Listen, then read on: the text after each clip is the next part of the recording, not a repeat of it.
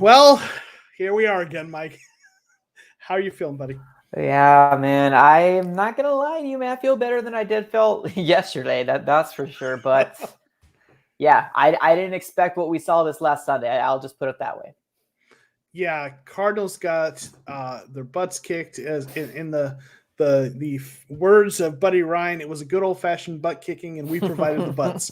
Hundred Um, percent. and it was very different. After the game against the 49ers, where the Cardinals came out prepared without Kyler Murray and DeAndre Hopkins to put up a fight, to play well in suboptimal circumstances. They came out and laid a big goose egg. So it was really a rough game. So I think all Cardinals fans are feeling that. Not what we expected to see. And so, with our stream, we always do our studs and duds. And, obviously we tend to go heavier on one versus the other, depending on the outcome of the game. And with it being a loss, I think we really had to scratch the bottom of the barrel to find find anyone that was worthy of being identified as a stud. But Mike, after really digging deep, did you find someone? I did. Yeah, I definitely did. I want to go with the offensive side of the ball, and I'm gonna have to give it to Christian Kirk. And just because he had the 7 receptions, 58 yards, and I think that there was some little brightness to the offense, just tiny brightness, and that's Christian Kirk. James Conner also got a very first touchdown, but I got to get my stud award over to Kirk for showing up. Yeah, he was one of a few players that even seemed to be present. And, he didn't have a great game, but at least he did a little bit. I thought Zach Ertz had a few nice receptions, but there wasn't much going. I thought, though, there was one player who really shined in the midst of this turd kind of that was the game. There was one player who stood out, and to me, that was Jalen Thompson. He had a really nice tackle for loss on third down where he just really read the play well and got back there. It was I think it was a screen pass. And then he had the interception. And, so he was one of the few bright spots. But aside from that, there's not a lot to go with there. So let's get into the part that we're really here to talk about. And, the duds, the guys who just really laid an egg, so to speak. Who is your first stud for the game? We're definitely going to hammer it in this time around. So my first dud, I got to give it to Colt McCoy, man. I know everybody was super hyped up. And I don't know about you, but, I go on Twitter, I go on Instagram. I love to hear when people say comments and stuff. And they were calling him Goat McCoy. Yeah. Everybody was super excited about Goat McCoy. They thought we can do it again. It's not really – I mean, I'm not going to say it's 100% his fault. Obviously, it's the whole team, but he did not show up at all, man. There was some throws that he looked scared, and it all kind of started with the forced fumble by Hassan Reddick. Have we heard that name before? But, man, his stats in terms of that game, 11 for 20, 1 interception, no touchdowns with 107 yards. It just was ugly. Yeah, I want to say hey to the folks in the chat real quick. We got, of course, Lennon Wolf, the legend, in the chat. Thank you for being here. MGO is here. Arizona Animal, always good for stirring up the pot. But McCoy had a really rough game. Yeah. And my favorite tweet I saw during the game was someone said, because you probably saw a lot of people on Twitter were changing their profile pictures to Colt McCoy just for fun. And so my favorite tweet was, all right, everyone can change their profile nice back now. Nice. I retweeted that. That was from a guy who does really good tweets, Arizona Cardinals tweets. But McCoy had a really rough game for sure. I mean, there wasn't the first 3 possessions were all like turnovers, including the quarterback sneak and on the 4th down. And and I'm going to use that to segue to who I'm going to have as my first dud, because I think they're interconnected, and that was Cliff Kingsbury. Yeah. As much as Kingsbury came prepared with a good game plan against San Francisco minus, Kyler, it didn't feel like the game plan was nearly as good this time. Yeah. And listen, we've been talking about this for a while. I'm probably one of the bigger Kingsbury apologists. I wouldn't go so far to say I'm a Kingsbury fan. I'm rooting for him, but I've been kind of one of these people who's been saying, let's give him some time. And right. He's been good this year overall. But and I'm not just going to go with this blanket, oh, the play calling sucked, but like specific things, right? Because what worked last week, they came out running the ball early, right? So that Colt McCoy didn't have to get in those third and long situations, and they were able to run the ball effectively. But like they were passing the ball early, right? Yeah. And that's what led to those fumbles and interceptions. And they needed to play a conservative style of offense, running the ball, getting short second and third down conversion attempts. But instead, they started passing the ball early, got turnovers, which gave Carolina a short field, which allowed them to put up points, which got us behind, and we had to start passing, right? So 100%. So Kingsbury didn't have a great, and then the quarterback sneak. I did not like that play call. This is why you bring in a guy like James Conner for those kinds of plays, right? Can I also talk about one other thing from Cliff Kingsbury? 3rd and 1. I like Benjamin. I do. Mm-hmm. But man, why do we not have James Conner? It kind of reminded me of that one time where like we were talking about like why wasn't David Johnson on the field and we let Chase Edmonds convert that. It was when Mike McCoy and Wilkes was here, but that's what kind of reminded me of it. Why don't we have our big back try to convert that third? And then that's when the sneak happened, and we just didn't go anywhere, man. McCoy was just stunted. Yeah. And it wasn't even close. It wasn't even close, man. Their defensive line pulverized our offensive line. It was sad to see, man. Yeah. Want to say hey to a few more folks who've jumped in. We've got Michael Liddick here. Thanks for being here. Appreciate you being here with us. And I think that's everyone I think we got everyone who's commented. So appreciate everyone being here. Yeah. So, it wasn't the right game plan clearly. Yeah. And then when the turnovers happened and Carolina put up points, it put together a really bad game script. So who is your next dud? Sorry, I was just reading the comments. A sneak wasn't sneaky. Right. But yeah, let me my second dud, dude, I got to give it to AJ Green, man. I was excited that AJ Green was going to come back. We have another wide receiver coming in here that we didn't have last week. We're going to look good, and he didn't turn around again. Oh my God, the frustration level that's coming up with AJ Green again. Another throw that McCoy and him just miscommunication. And I don't know, I'm seeing I like to look at players in their eyes. Sometimes when they panic, it just looks lost. Give me something, AJ Green. Say it's my fault. I don't know. I'm just frustrated with him right now, man. He's had some good games for us too, which is rough, but it's and with DeAndre Hopkins out, this is a time where we need receivers to step up, and Green didn't do it. He had 1 reception for 4 yards, right? That's not a game you're looking for. So yeah, I hear you there. I'm going to switch to the other side of the ball. A guy who I know a lot of Cardinals fans have been hopeful about, the promise he's shown as a rookie. Our guy, Arizona Animal in here, really has been kind of down on this guy, and so he's gonna be feeling this one. But Marco Wilson, right, and he already knew where it was going. There you go. He knew, right, Wilson. Marco Wilson had a rough game. He gave up that first touchdown to Robbie Anderson. Got beat there. On a nice short kind of move there. He had 2 flags thrown. One of them I think was declined, but had that really bad deep pass interference, right? I think it was DJ Moore, but long pass down the field for a pass interference, and just kind of got beat a lot. So he had a really rough game. Yeah, man, I agree. When he does good, he does pretty decent when we're all playing well as a unit, but the defense just in general, man, looked really, really bad. And obviously I don't want to go too much into it because we have some more duds to talk about. Yeah. Well, I think that's a perfect segue to your next dud, because we're talking on the defensive side of the ball. Who's your next dud? My next dud, man, I got to go with our defensive side of the ball. I got to go for the entirety of the run defense, man.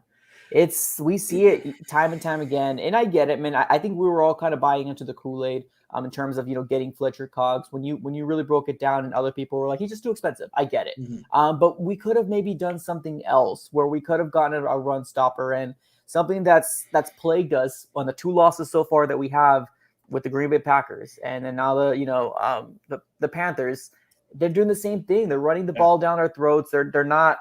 It's not magically heroic. PJ Walker had a fantastic game. We saw Cam Newton come in here and he looked really smug, and it was really pissing me off because it happens again with the Panthers time and time again. But they deserve it, man. They came out and they whipped us. Yeah. They came out and they played playoff football. We didn't.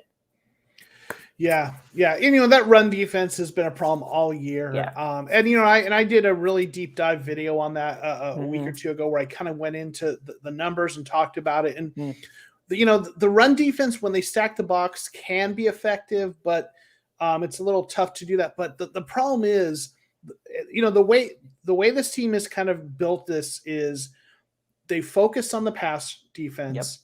They've got a good offense. And when they get ahead, teams have to abandon the run.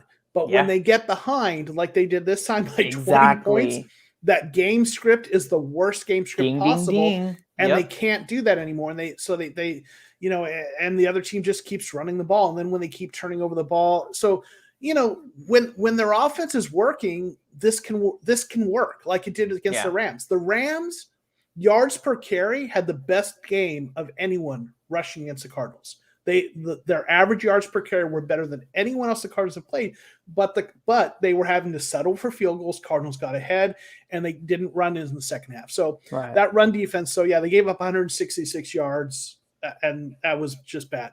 I'm going to go with another, in general, and Simon, right here, the pass rush, 0 sacks.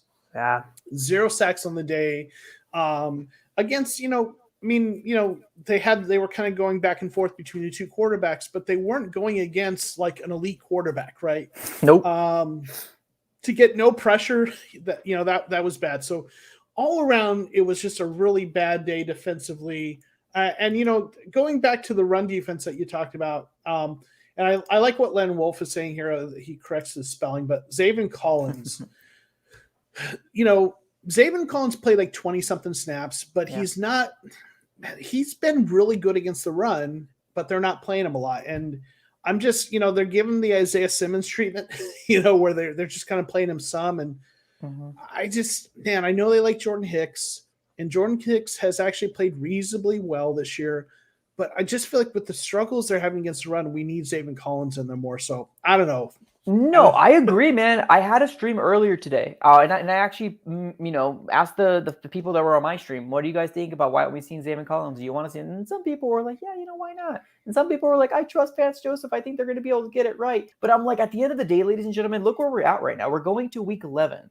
And if it's not, we got to fix something. Something needs to be fixed. We're close to playoff football. We're 7 games away before the playoffs. And this is our biggest issue. Pass rush is also another one, but let's be honest, if they are running the ball down our throat, they're going to control the game. Like, that is the biggest thing there. They can control the game if they're running the ball down our throats. And a lot of teams are doing that to us right now. And I'm also watching the 49ers and the Rams game right now. So go Niners. And it sucks to say, I feel like throwing up saying it, but we kind of need them to help us out in this situation because we laid a goose egg this last Sunday.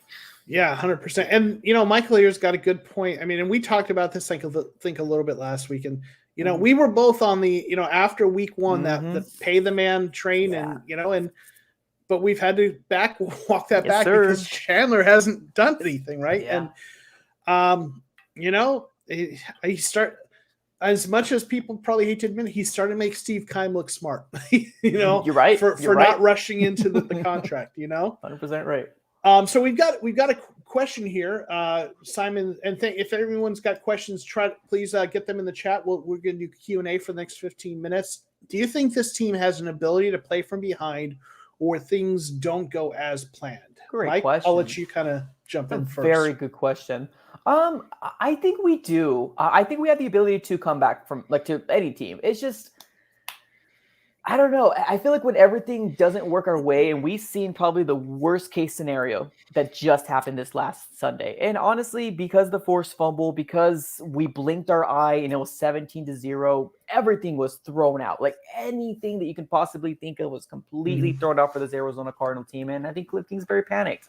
And I don't blame him. He wants to get back in this game, but backup quarterback, Colt McCoy, although we were gloating about him, he didn't have his best game, and he was looking flustered. He looked like there was ghosts out there. That Sam Darnold quote that he says, I'll see ghosts. But I think we can. We didn't have Kyler. We didn't have Pugh. We didn't have DeAndre Hopkins. I think that if we did have those players there, we could have had this game be closer. Now, I Mhm. don't know if we would have won because it takes a whole team to win. If we played on that same energy as they did and we had Kyler, DeAndre Hopkins, there's no doubt that we want to win this game.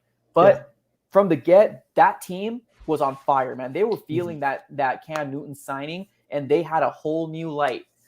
Not to be religious, but Jesus came to them. Right. Legit. Like, that's who came in. That's their number one guy. That's their go, and that lit the spark under them.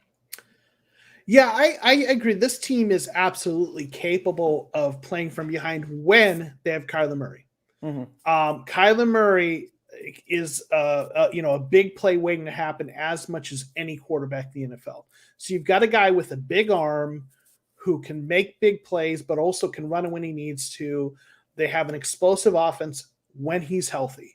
And that's a team that can get back into games. And then you add to that, their defense is actually overall across the season done a good job shutting teams down in the second half. And despite their issues with the run, they've done overall a good job of, keeping teams from converting third downs, fourth downs, and they've, really done a good job, except for this game, really, in the red zone defense, right? So you've got a defense that can make stops when they need to, when it matters, third down, fourth down, and in the red zone. You've got an offense that can be really explosive with Kyler when he's healthy. The one thing that you have that hurts them in terms of playing from behind is that they're not good against the run in between the 20s, so to speak. So if a team gets a big lead, they're going to keep running that ball. Yes. But you saw like against Green Bay, they had a lead. They ran the ball, but the Cardinals managed to get in a position where they had a chance to win, and the difference was having Kyler. And I think, talk about this game being different with Kyler. I know, like, a lot of people are saying, well, with Kyler, it might have been closer, but we still would have lost, and maybe. But I actually think we have a chance to win because I think you can't overstate how important those early 3 turnovers were. Right. I mean, that was such a swing. Like those 3 turnovers, short fields, up 20, whatever to nothing. If Kyler's in there and we don't have those turnovers and our defense isn't those short fields, we might be going into halftime, tied or even up. That's such a huge swing, but we don't know, right? Because we didn't see it. But yeah, I think this team is well equipped to play from behind in general because of the big play offense and the defense that can make plays when they need to. Got another question from MGO here. Would you re-sign Robert Alford this offseason? Mike, I'll let you take that one to start with. If he accepts another friendly deal, yeah, heartbeat. Because I think one thing that we have to focus on is Byron Murphy, man. I think Byron Murphy is going to be the number one guy that we're going to have to re-sign in terms of cornerback. And if Robert Alford's cool with maybe not as friendly as he went this time around, but kind of understanding that we might need to go at it again, and if he's willing to be part of this defense, then hey, I'm down with it. But it just depends. He has been our best cornerback this year in terms of his grading, his playing consistently. If we can get him on a reasonable deal, absolutely. I mean, he has been really, really good this year. Yeah. I mean, I don't know that he's had a bad game yet. No, I agree. Even this game, I think it was our best graded defender this game, looking at PFF's defensive. Yep. Nice. He had a 78 point, or let's see, he graded overall defensively at 81.2. He was the Cardinals' highest graded defender per PFF, and he's been really good all year. So, does he command a high salary? With those 2 injuries, even though he's been healthy so far, knock on wood, I do think the injury history will bring his price down. So hopefully we can get him on a reasonable deal, but 100% bring him back. Mark Jackson, in my opinion, the players just didn't play well. They were dejected after the turnover, had no heart. Yeah, I think that made a huge difference, right? Yeah, no, absolutely, man. I mean, we're all human, you know what I mean? We all play off emotion. Sometimes when it's just not there, it's not there. And it did seem like, man, the Cardinals just didn't play after the situation that happened. I don't know, man. It just fell flat. Yeah. So, sounds like it's uncertain whether Kyler's going to play. And anyone, if you got questions, please give them in the chat so we can get your questions here. But what are your thoughts on Kyler in terms of, you think he's going to play next week?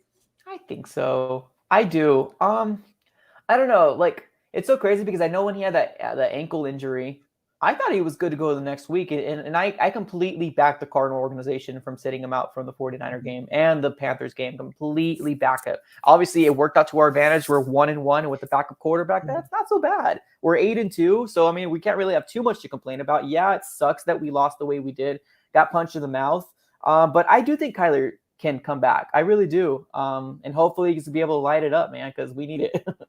Yeah.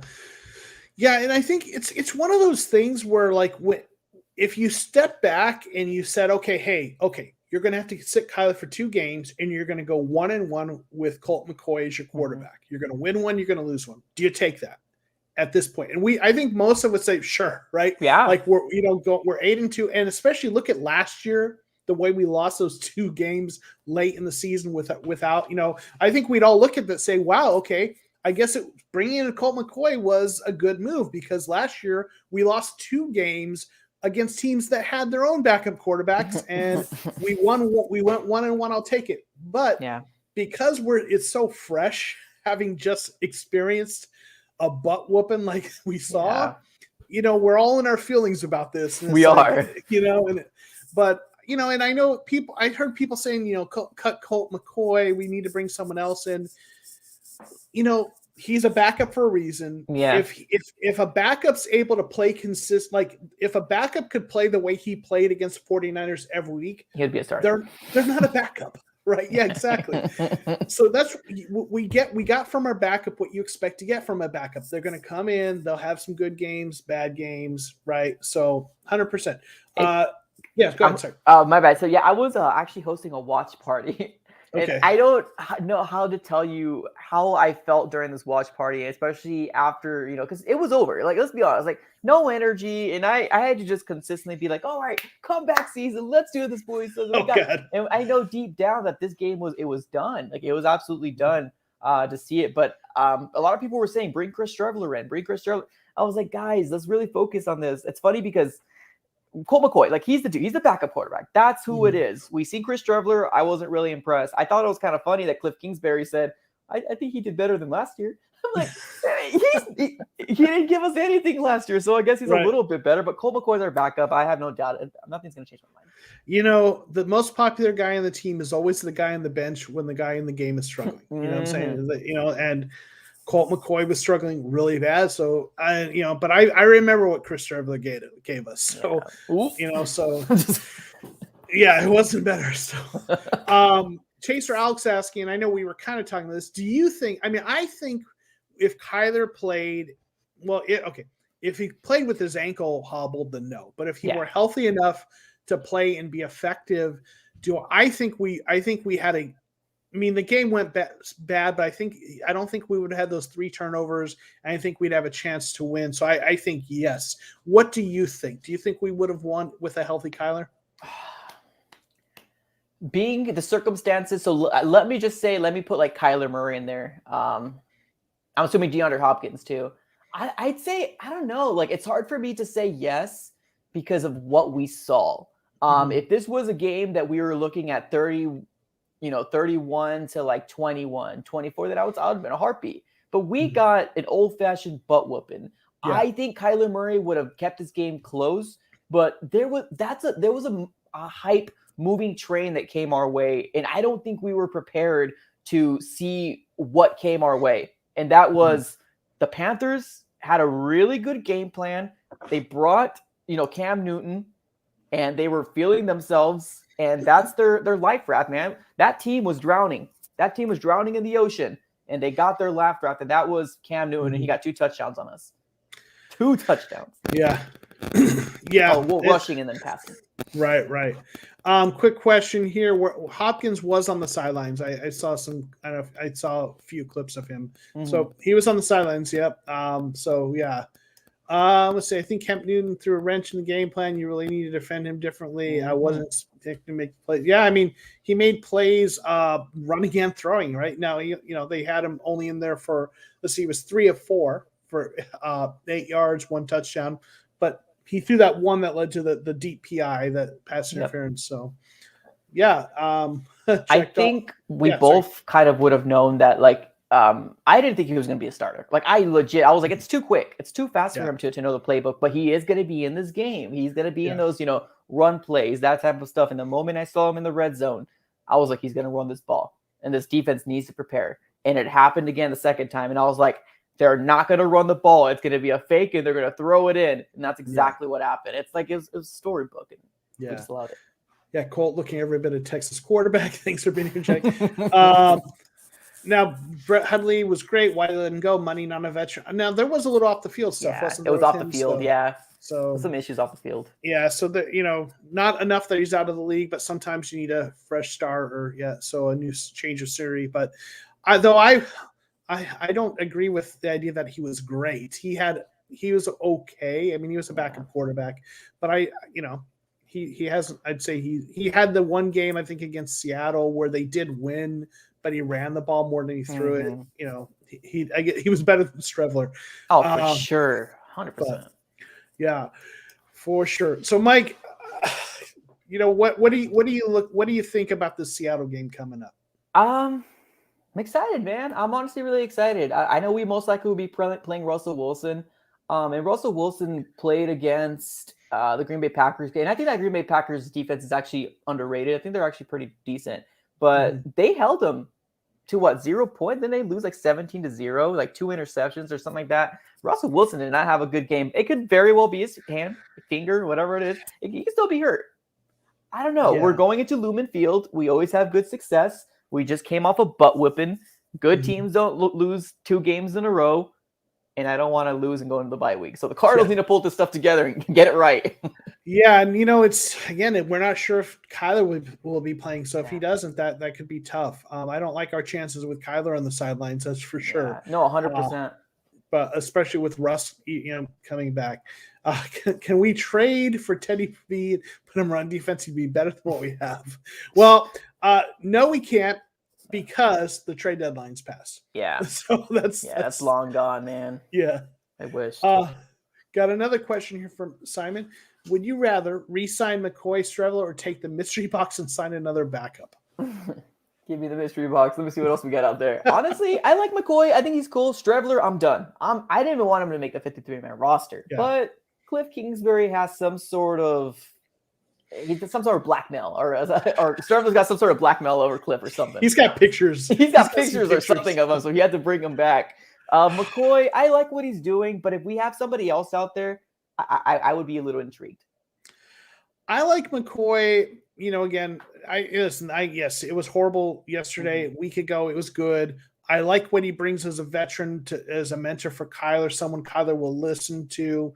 Maybe we get through this year with McCoy and let that veteran presence kind of do what it's going to do, and then look at the mystery box. And there's going to be guys out there, right? Yeah. Guys that were former starters, who are out there. So now, bottom line though is you do need 3 quarterbacks in the building, right? With in case someone gets injured, you don't want to be signing someone off the street. To take reps, right? You want someone who's been in your system, right? Yeah. Steve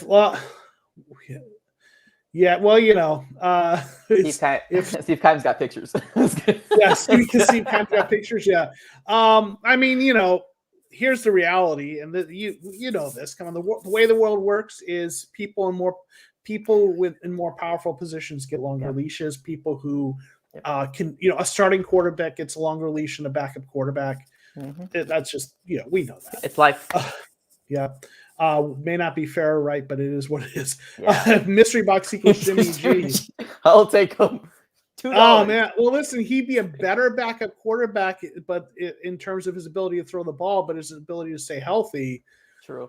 That gives me, I'd be concerned, but I was always very intrigued. I'm looking up some backup quarterback. Like Marcus Mariota is pretty intriguing. You know what I mean? Maybe Marcus Mariota. I'd love to have Mariota as a backup. In fact, I think he's a guy who I'd love to see him get another crack at a starting job. I don't know if he's gonna make the most of it. If he's gonna pull a Ryan Tannehill, but I'd like to see him get a chance somewhere. But Mariota, what's his name? He's in Philadelphia now. Minshew mania. Give me some Minshew mania, please. Minshew would be a heck of a backup quarterback. Dude, I'm telling you, there's people out there. Yeah. So yeah. So yep. I think there are guys out there. You think Mark Jackson says I think we'll win this week even with Colt. He's embarrassed and wants to show he's good backup. If Kyler plays, we'll destroy the Sea Chickens. I hope so. Listen, I think, man, I think what it comes back to is the play calling, though. I mean, you can win a game with Colt McCoy if you run the freaking ball early Yes, sir. downs. Ding, ding, And ding. you can run the ball with James Conner and Benjamin. They've shown they can run the ball. Yep. What are you gonna do? So just complain. That's all we can do. That's all we can right, do. that's what we have victory Mondays. What do we call this? Piss and moan Mondays? Yes. Oh, I like that. Piss and moan Mondays. Yeah. It's like, yeah. So, all right, it's our therapy session, right? So, well, I think we're at the 30-minute mark. Want to say hey to Wolflingus who just got in here. Thanks for being here. Who played where? Okay, we'll end on this. Is a really good question. Great question. And I think we will go ahead. We will end on our responses to this question because we try to go 30 minutes here. Mike, I will let you take this one first. Who played worse, the O or the D? I would go.